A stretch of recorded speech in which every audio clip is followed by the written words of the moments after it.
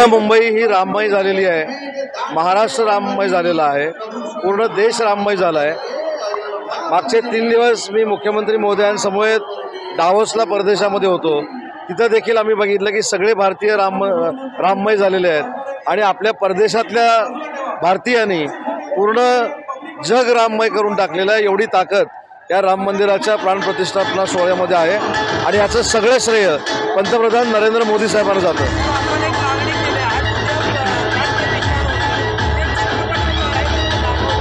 मी मागणी केल्याप्रमाणे अनेक चालकांनी आणि मालकांनी, त्याच्यामध्ये आयनॉक्स आहे, PVR आहे, आमचे कोकणातले चालक मालक आहेत, त्यांनी लाईव्ह हा प्रतिष्ठापनेचा कार्यक्रम मोफत दाखवण्याचा निर्णय हा काही सिनेमा थिएटरमध्ये घेतलेला आहे।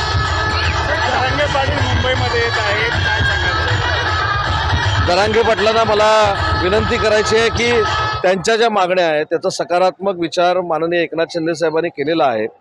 मोर्चा आपण कधी काढतो, ज्यावेळी मागण्या मान्य होत नाहीत त्यावेळी आपण मोर्चा काढतो। आता इम्पेरिकल डाटा गोळा करण्यासाठी कमिटी देखील जी नेमलेली आहे, राज्य मागासवर्गीय आयोग, तो देखील लोकांच्या घरामध्ये जाऊन तो डेटा कलेक्ट करणार आहे। त्याच्यामुळे मला असं वाटतं की ती लोकं देखील घरी असली पाहिजेत। त्याच्यामुळं मनोजजींना माझी देखील विनंती आहे की मागण्या जिथं मान्य होत नाहीत तिथं मोर्चा काढायचा असतो, पण त्यांच्या सगळ्या मागण्यांना मान्यता देऊन एकनाथ शिंदेसाहेब पुढे निघालेले आहेत, देवेंद्रजी पुढे निघालेत, अजितदादा पुढे निघालेत। मला असं वाटतं त्यांनी त्याचा पुनर्विचार करावा। सुषमा स्वराज असताना पुरुषोत्तम राम म्हटलं जाते, आता नको ते कशाला प्रश्न, आता राम म्हटलं जाते, आम्ही पण नाही यार, पुरुषोत्तम राम असताना मला असं वाटतं की तुमच्या माझ्या सकट सगळ्यांना अभिमान असला पाहिजे की आपली अस्मिता असलेलं राम मंदिर उद्या होतंय। आता ते घे सर